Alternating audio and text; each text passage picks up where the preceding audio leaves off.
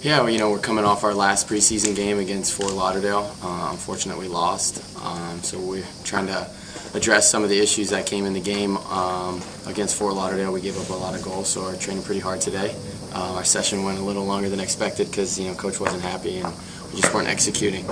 We got a big game against Puerto Rico, who we struggled against last year. They play very direct, so we're just looking to try to get ready for them on Saturday.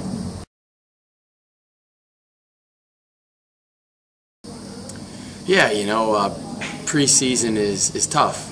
It's a month of just training, and you just have the practice games, and you build up to this first week, the season opener, and there's a lot of excitement there. Unfortunately, we're not at home at first, but we're still excited to finally get the training behind us and get into the real deal.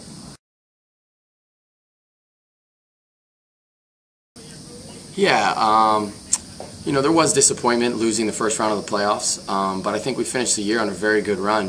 We were kind of struggled in the beginning of the year last year, and then we picked it up and made a great run to get to the playoffs, to finish third. And we're just going to build off that. I think our expectations this year is, last year we made the playoffs. This year, making it to the finals is definitely a must. I see this team definitely pushing far into the playoffs and giving a good run at winning the whole thing.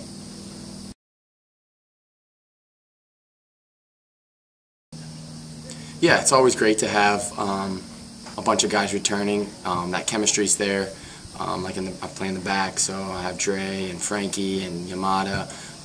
We've played a whole season with each other, so we're very comfortable.